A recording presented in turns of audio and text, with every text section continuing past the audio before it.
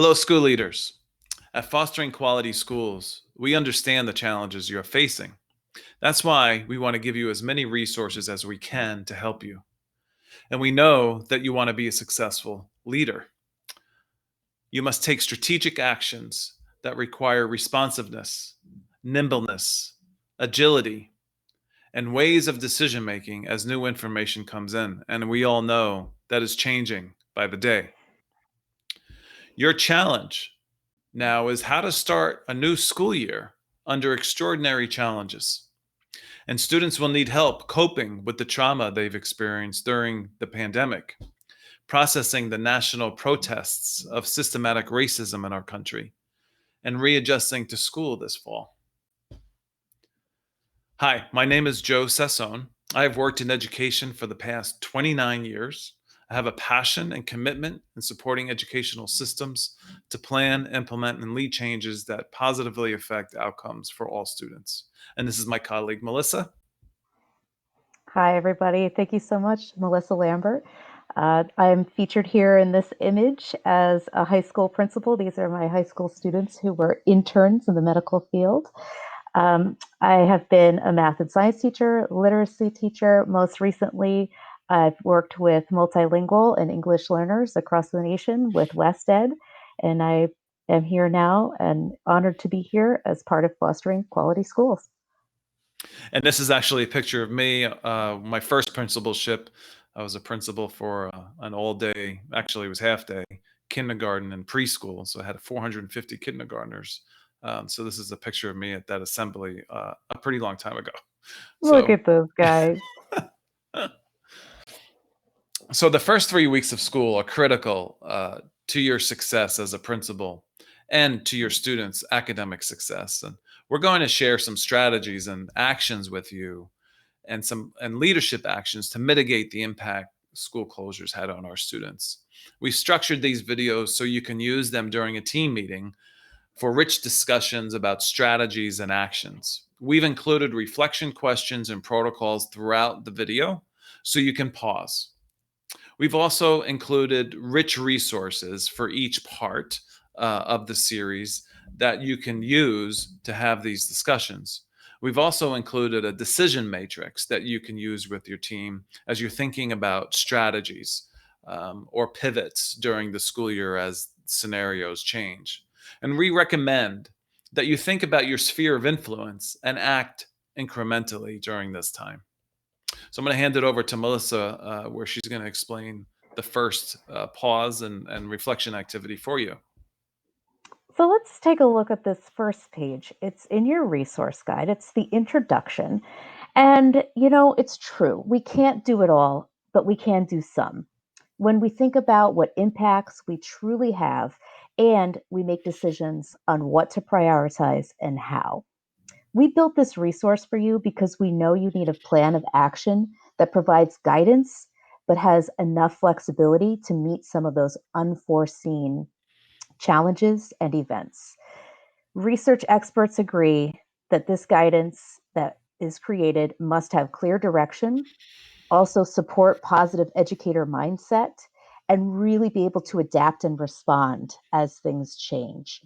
So at Fostering Quality Schools, we really advocate that your plans include opportunities to embed and evolve your social and emotional learning practice and unite culturally responsiveness into thinking about how to promote grade level learning that's inclusive, integrated, and provide enough targeted support that you're really attending to unfinished learning in an accelerated way.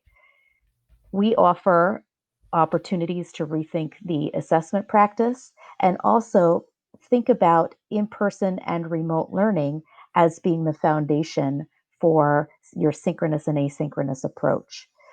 So, when you are looking at developing a plan of action, you want to start with this page. So, this is your introduction page in your resource section. And we want you to take a moment now to pause, reflect, and discuss what's really at the top of your mind when you read just this first page. What really squares with your thinking here? and what's still circling around. So take a moment now, just read that first page of your resource. We offer this annotation guide, and we will be back shortly. You can pause here. Well, welcome back, everyone. You know, there's been a lot of discussion for the past couple of months and some studies that have come out that I want to share with you around an expected COVID learning loss because students missed almost a full quarter or more of school.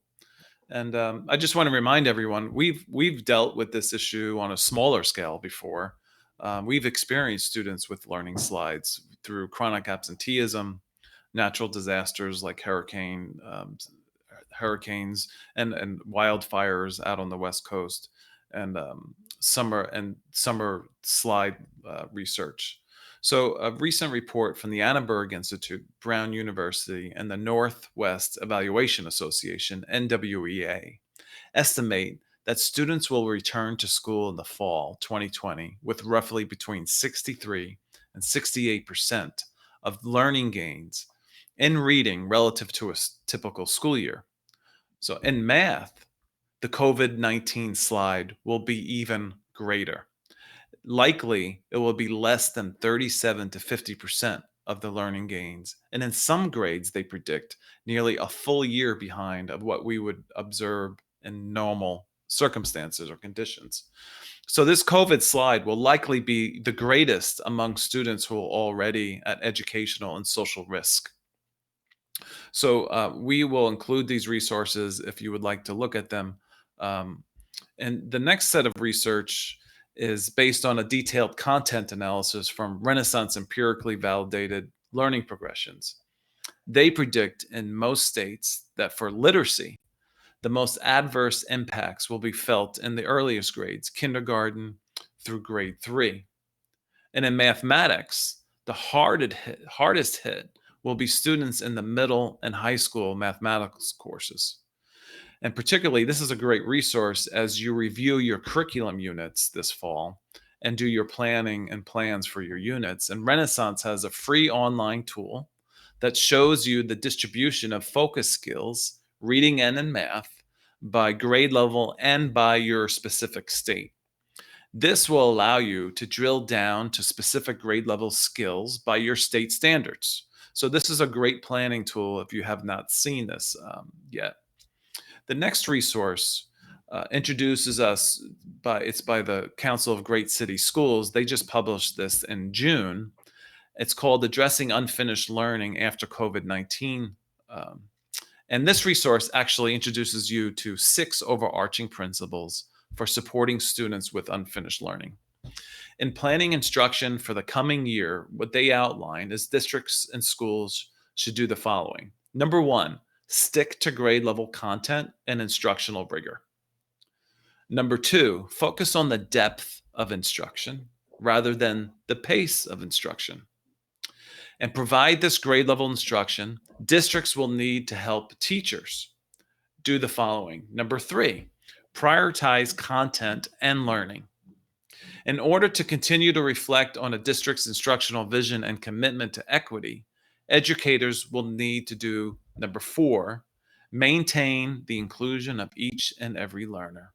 And number 5, Sure. identify and address gaps in learning through instruction, avoiding the misuse of standardized testing to place students into high or low ability groups or provide low levels of instructional rigor to low performing students.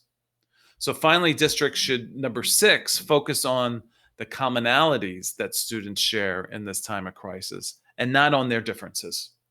So I think this is a very rich resource for you to look at as well as you think about a possible learning slide that may have resulted from our closures.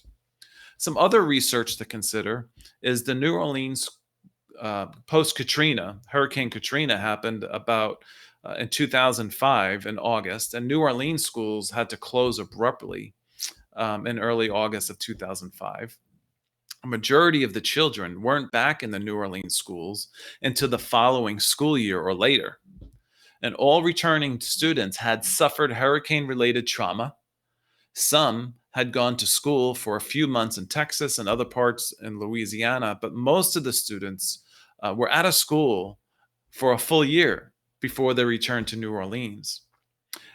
The students came back and they learned a couple of things. Students came back on average more than 2 years below grade level, and some were much more than that.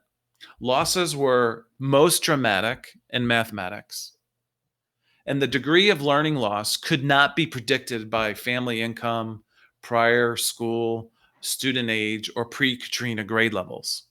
So it often took multiple years of individualized attention to resolve some of the largest learning loss.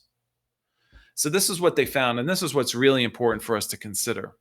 Schools that focus mostly on skill recovery rather than teaching grade level content found that students were less engaged and scored poorly on state assessments, whereas schools got better results when they used an accelerated learning approach. This required that students consistently receive grade level materials, tasks, and assignments, along with appropriate scaffolds to make the work accessible. So, what I'd like to do too is just share with you a personal story. I have four daughters, and one of my daughters has high levels of special needs, and through her whole school career. And when she was in elementary school, we uh, we had about a 2 year learning loss, and she was consistently 2 years behind in reading and in mathematics for most of her school career. We were able to work with the school as parents to really make sure that my daughter had an inclusion model where she was exposed to the grade level content and was not pulled out. And we secured the necessary resources so we could do that. By the time she got to sixth grade in that school, we actually closed her learning gap to 6 months.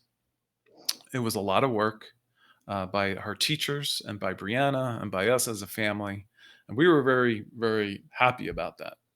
For her to go into middle school, she went into seventh grade. We had our summer break, and Brianna started school as a seventh grader. What happened was 9 weeks later, received an interim benchmark assessment. And as I was reading the results, I realized that she took this assessment at a third grade level in reading and in math. And I, to tell you the truth, could not believe what I was reading.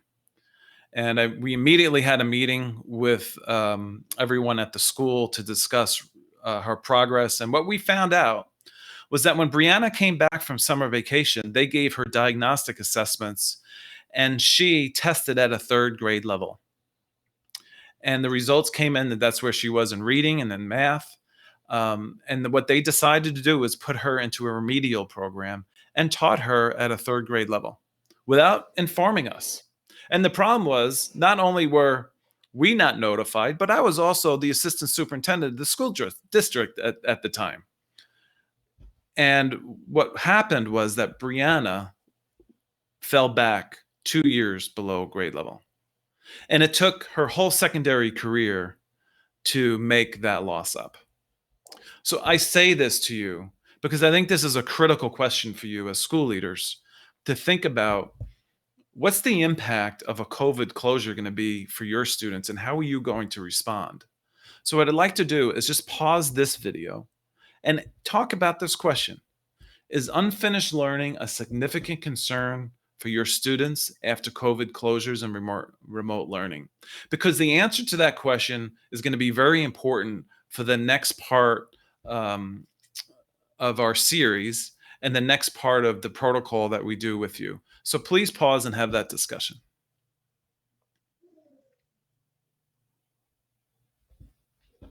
Well, welcome back. And thinking about your priorities for the first weeks of school, unfinished learning is a significant concern for your students when they come back. Unfinished learning refers to concepts students have not yet mastered, knowledge that they will need in order to grasp upcoming ideas and units. And rather than the negative framing of terms like weakness or the word gap, Unfinished learning suggests that with more targeted support, students can and will achieve mastery. And instead of sending students backwards to fill in the potential gaps for unfinished learning, leaders and teachers need to focus on filling in only the most critical unfinished learning, and not in isolation, but the moment they're needed. And we know addressing unfinished learning through 9 weeks of remediation will only compound learning loss, and it won't work. We learned that in Katrina, and I learned that personally through my daughter. So the first step is to prioritize the most essential prerequisite skills and essential knowledge for each grade level subject area. And this will allow an accelerated learning approach, which means moving students immediately into grade level appropriate content in the new school year rather than repeating material from the prior grade. So I'm going to hand this over to Melissa as we think about another protocol for you to have with your team. Thank you. Thank you for sharing that story, Joe. That's so important to contextualize all of this and really make some of these shifts real. Really appreciate that. The goal is to accelerate, not remediate. And creating an inclusive, integrated, and engaging learning community starts with leadership. So, how do you do it? Start with what's working, build upon all of the things that are already in place. And what we've done is create components and a corresponding flowchart and decision tree that helps you to prioritize planning steps and to think about how to accelerate learning for all students. It starts with grade level appropriate materials and learning and offering the scaffolding that it takes to ramp up to those grade level standards and learning. So we ask you now to pause, reflect, and discuss this next document. We know that you have practices in place that are successful. So we wanted to create a document that offers multiple opportunities for you to review and assess where each of these stages are, because chances are there are opportunities with the different types of scenarios, whether you're going to open in person through a hybrid or blended approach, or if you're going fully remote. These are the areas that you really want to target and refine so that you have clear understanding internally and clear understanding externally with all of your stakeholders. So take a moment now to read page 1 of your document right after your introduction. What's at the top of your mind, what's really squaring with your thinking, and what's still circling around. You can pause here. Well, welcome back, everyone. Melissa, I just wanted to ask you, this might be a good time too, after they had this discussion, to look at that decision matrix, right? As they assess kind of where they are now and where they may want to go. That's correct. We've also included a decision matrix. It's a 4-quadrant decision matrix that helps you think about your scenario. It gives you some quality ways of thinking about different ways to do decision point making and develop criteria internally for yourselves about what kinds of shifts need to take place and really hones in on that aspect of needing to be nimble and change rapidly and think about the different types of communication protocols that need to be in place for each of those components. So that decision making matrix really helps outline what you're thinking, how you're thinking, and the steps of action that need to be taken given any scenario that you discuss.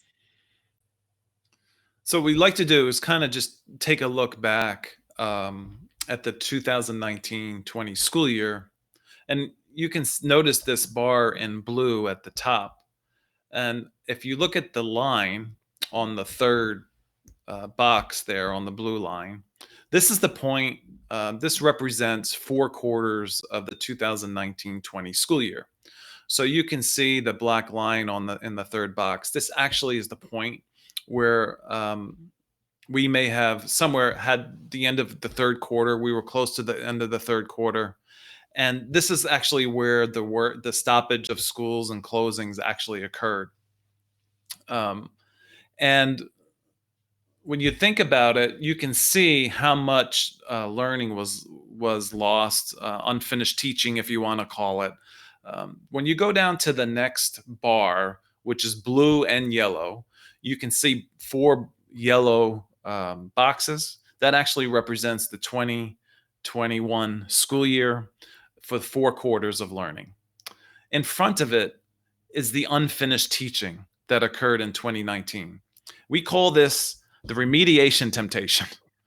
And a lot of you need to be careful here because there's been some proposals out there and some recommendations where they're suggesting that you put all that unfinished teaching in the front of your quarters, and you can see how crammed and how rushed the pacing is going to be for that. And the temptation you're going to have is you're going to want to sort students out and then remediate. And like we said, if you look at the research, that's absolutely contrary to what you should be doing. So just be careful of that. The next bar is accelerate, don't remediate. So this model here this is kind of the model that we're advocating for. Model 3 could be to fold the missing content into your 2021 grade level work and modify your original learning trajectories based on the content instructional priorities. And an advantage to this model is that it can leverage the progressions in the content and allow grade level work while providing prior year prerequisite skills needed for grade level mastery of priority standards. So basically, how this would look, if you look at the first box in yellow, that's your quarter one for the new school year. And teachers can go through their units of study in their content or subject area and identify what are the essential mastery standards or skills and understandings, concepts that students need for that unit. What's essential? What can we prune away? And then what prerequisite skills will they need because of unfinished teaching from the year before? And then you can go through a process where you can allow teachers to add extra lessons to ensure that students have mastery of these prerequisite skills to allow them to have access to the appropriate grade level curriculum. So accelerate, don't remediate. And this is this is the foundation for our 4-part series that we're going to talk about. How do you do that in the scenarios and that you're looking at with the return to school? So that's what we're advocating for.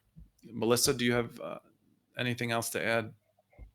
I think you did a fantastic job in describing that, and we can't thank you enough for joining us today and doing the deep reflection that it takes. Um, we invite you to visit our website, fosteringqualityschools.com, and we are happy to provide these resources for you. And also, we have part 2 coming up, and that'll be available on demand, part 3, and then part 4 as you go through this. And if you need if you have any questions or you have any clarifications, feel free to reach out to us. And we thank you so Absolutely. much, and we wish you the best. Thank you. Bye.